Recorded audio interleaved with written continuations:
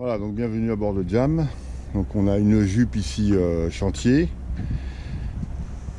Ça permet donc évidemment un accès à la mer. L'échelle de bain qui se replie et qui peut se remettre à l'eau quand on est à l'eau. Donc c'est aussi une sécurité. Patara donc réglable. Appareil à gouverner. Goyot, toutes les drosses ont été changées maintenant il y a 10 ans par le propriétaire. Un Raymarine élément 7, couplé donc au Tridata I70 qu'on aperçoit ici. Donc capteur de vent, sonde et capteur de vitesse, lock vitesse surface. Ici donc 3 coffres dans le cockpit et un quatrième ici donc assez grand pour ranger pas mal de matériel. Là ici une petite table de navigation et il y a dans le coffre principal ici à droite une autre table de mouillage. À l'arrière donc les balcons, support antenne, un bimini avec sa protection donc tout récent qui a été changé il n'y a pas longtemps, un panneau solaire de 120 watts.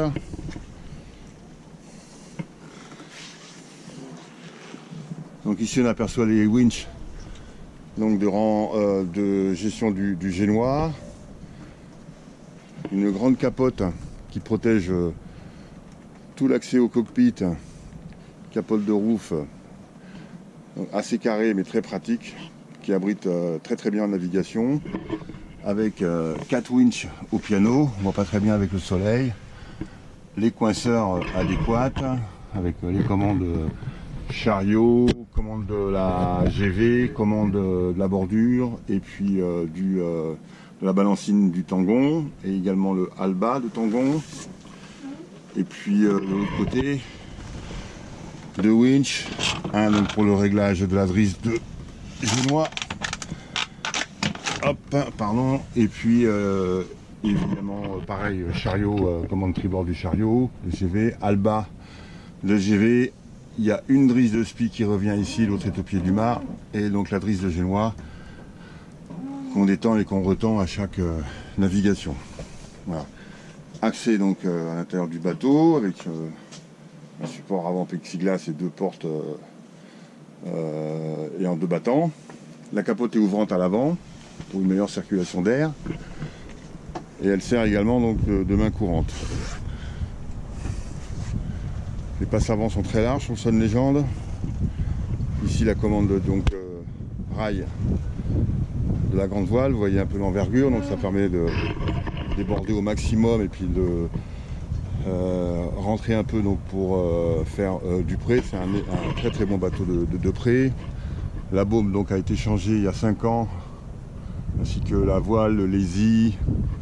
Avant il y avait une baume en rouleur. Donc ici vous avez un frein de baume, halba rigide, commandé donc au piano à la tribord, les hublots capot de pont pardon, qui ont été changés, donc ils sont bien transparents, pas rayés du tout. Voilà le pied du mât, vous voyez aucune fissure apparente, aucun affaissement. Ça c'est vraiment à contrôler sur les Sun Legend. Ici 3 winches, donc un qui sert principalement pour hisser la GV. Ici donc c'est le winch qui sert pour la prise de riz numéro 1 et un winch à tribord qui permet également de contrôler en spi, la drisse de spi si nécessaire. Sachant que là en fait soit c'est un spi léger et il est facile à envoyer, soit c'est la chaussette et qu'on bloque sur un taquet. Voilà, protection avec les balcons de mât. Ici vous avez le pélican de l'été largable, donc 2 ouvrants saldo et petite coursive à l'avant, donc bas au banc et inter, donc tout repris derrière les balcons de mât, ça dégage assez bien le passe avant, le hublot de la cabine avant, hublot de pont, le tangon rangé à bâbord ou à tribord comme vous voulez, enrouleur de génois monté spécifiquement sur des roulements à billes de boîte de vitesse de moto. Donc aucun problème, on arrive très facilement à le ranger. Un double davier, là ici vous avez une encre CQR, mais j'ai une encre plate aussi. Ici vous avez le ponté avec évidemment un ridoir de reprise en dessous pour positionner donc l'été largable et puis la trinquette.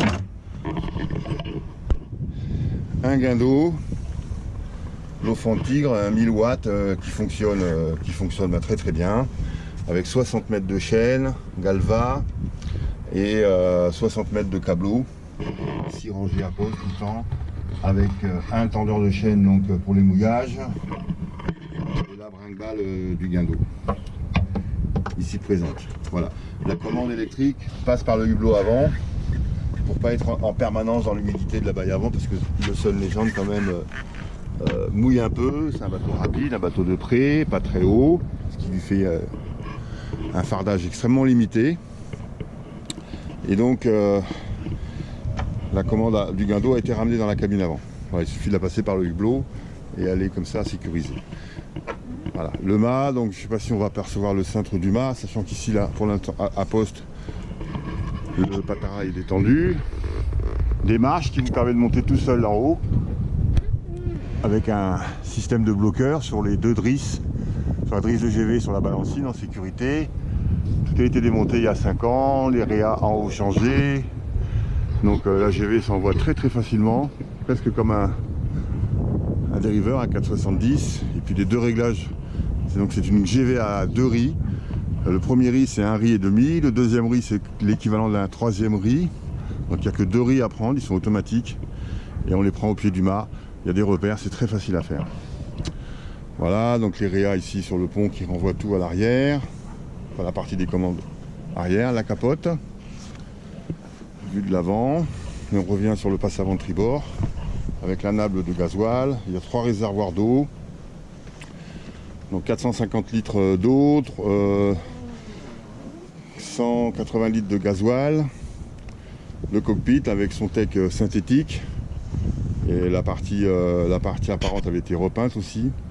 Donc ça reste encore très propre, très présentable. Et puis donc on revient à l'arrière avec la jupe, l'accès à la mer avec son échelle, une douchette de pont très pratique puisqu'elle permet de se rincer soit dans la jupe, soit dans le cockpit en navigation, avec évidemment l'eau chaude. Dès que vous avez le moteur, au bout d'un quart d'heure de moteur, vous avez de l'eau chaude. Ici le compas, une prise USB, 2 supports pour mettre les bouteilles d'eau ou autre chose. Et voilà, on a fait à peu près le tour de ce Sun Legend 41, donc 12,25 m de long, 3,95 m de large, 2 mètres de tirant d'eau, pour un poids, je n'ai pas en tête, à confirmer. Allez, donc visite du Sun Legend 41 à l'intérieur. Donc on va accéder par la descente.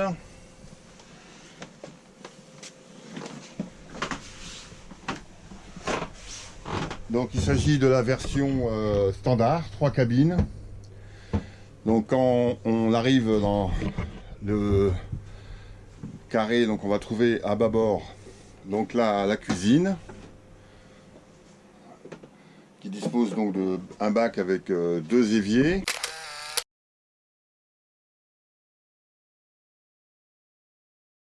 Donc là vous voyez on est en mode vaisselle. Une cuisinière de feu avec montée sur cardan avec son four. Ici donc un premier frigidaire, des rangements avec des équipés sous les rangements, pareil du rangement sous l'évier, et puis donc en vis-à-vis sur ce modèle donc on va retrouver une petite table à cartes. Et ici donc, je vais vous montrer, ici on va retrouver un autre frigidaire, un autre frigo. Donc des rangements et dessous le rangement, un autre frigo. Donc il y a 2 frigos avec chacun son groupe. sachant que celui-là peut faire aussi congélateur. Voilà, mais c'est un énorme bloc, hein. Ensuite, donc, on va trouver une cabine arrière tribord avec son propre point d'eau. Bon, celle-ci est dévouée entièrement au rangement. Elle fait soute à voile. Ici, vous apercevez donc le SPI dans son sac, mais qui est en fait une chaussette. Et en vis-à-vis, donc, à gauche des descentes, donc la cabine bâbord, pardon. Donc, qui, elle, par rapport à sa consoeur à la tribord, est plus large, mais un petit peu moins haute au fond, puisque la cloison séparatrice, donc, sous le cockpit est décalée par rapport au fait d'avoir un accès ici à la ligne d'arbre. On parlera de ça après avec le moteur. Voilà. Également donc son propre point d'eau avec du rangement ici et du rangement derrière le miroir. Ici un carré convertible. Donc la partie de cette table se baisse. Ici au contraire la table se lève pour avoir un grand carré. Très grand carré qui permet quasiment à presque 10 personnes, je vais dire, de prendre place. Vous voyez, les pontis, donc un tube inox qui a été changé en 2001 en préventif, puisque sur ce genre de modèle il y avait une corrosion possible en pied des pontis et donc de fait un affaissement ici au niveau du roof, mais ça évidemment c'est sur l'extérieur. Donc des rangements de chaque côté, une télévision avec des prises de 120 un peu partout. Pareil ici, donc du rangement, beaucoup de rangement aussi derrière les banquettes et également en dessous ici. Là c'est un réservoir. Ici, on retrouve le chauffage à air pulsé et ici, c'est de nouveau un réservoir d'eau. Le réservoir de gasoil étant lui situé sous la table à carte avec accès derrière ici, vous voyez le réservoir avec accès ici du robinet de sortie. C'est là où je range également une pompe à eau manuelle et électrique. Donc les planchers. Accès donc au regard, tout est très sec, il n'y a jamais d'eau.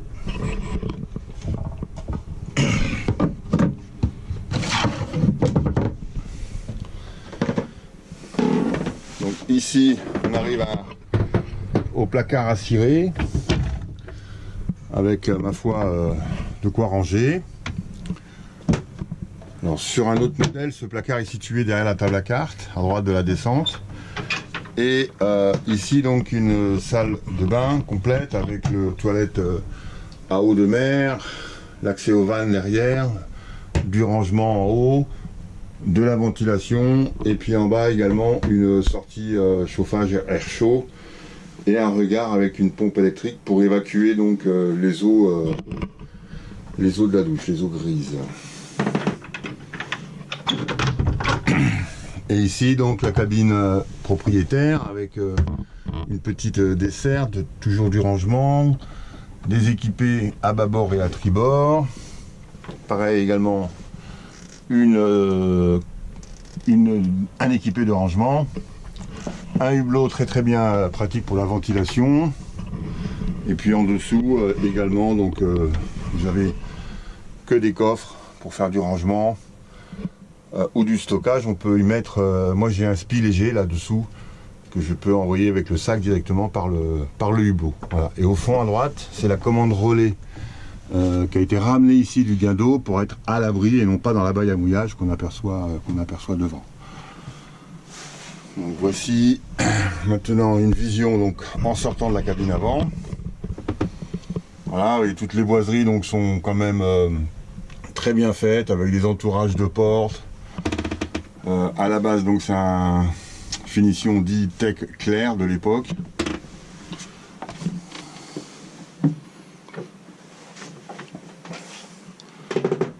Voici donc on retrouve ce grand barreau très agréable, oups, le contre-jour. Et ici donc accès moteur, on verra ça plus tard. Voilà pour l'intérieur. Alors visite maintenant du moteur, là je vais donc vous montrer l'accès.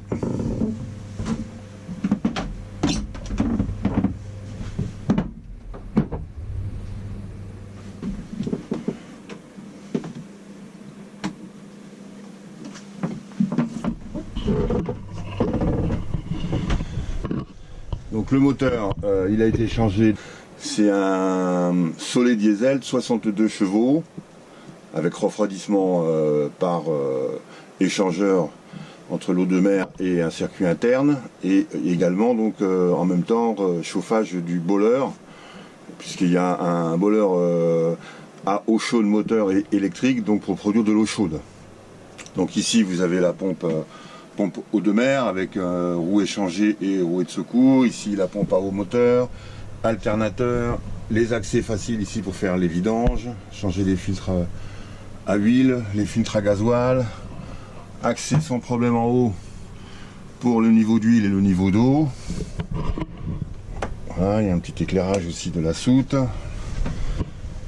En bas, un pré-filtre décanteur gasoil, le piquage de l'eau de mer en bas, berceau, filtre à eau de mer. Donc là on passe dans la cabine d'abord avec un accès ici pour faire le niveau d'huile très facilement. Ici donc possibilité d'enlever ça pour avoir accès à la partie haute du moteur, faire les pleins, les niveaux, etc. Et ici donc contrôle sur l'inverseur, le filtre à gasoil, niveau d'huile, niveau d'eau, et puis ici ligne d'arbre donc avec le joint Volvo qui a été changé donc en 2018. Voilà, il n'y a aucune fuite, aucun problème. Et puis donc un pot d'échappement Vétus adapté évidemment à la puissance du moteur. Donc tout ça se fait très facilement, des accès partout, pas de présence d'eau. Alors tableau de commande du moteur donc à l'extérieur avec une clé à poste sur la commande Soleil. On va regarder ça de près.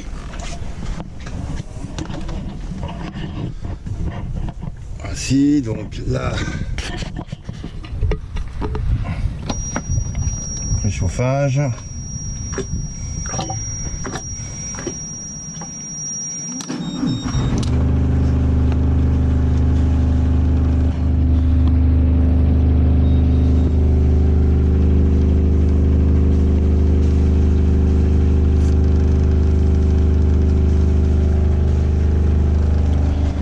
Donc 1117 heures évolutifs puisque le bateau est utilisé régulièrement. Sortie d'échappement donc à contrôler ici.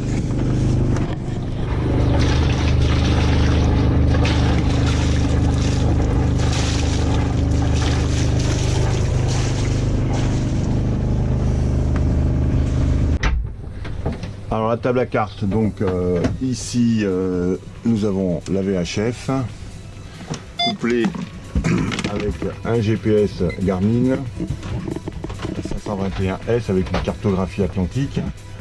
Ici le Navtex, bon, qui sert plus beaucoup puisque c'est la formation des météos. Ici le radar, donc un Furino 1623 noir et blanc qui fonctionne très bien. Le tableau de commande électrique, et puis ici donc un Matsutech, donc c'est un AIS tout simplement, qui permet de envoyer et de recevoir donc les informations, et qui sont pas précisées aussi sur l'élément 7 qui est à la table à cartes. Voilà, donc il y a tout ce qu'il faut. Là il y a une balise Canad, donc GPS, un petit convertisseur 400 watts, et puis là vous avez la VHF portable avec son chargeur.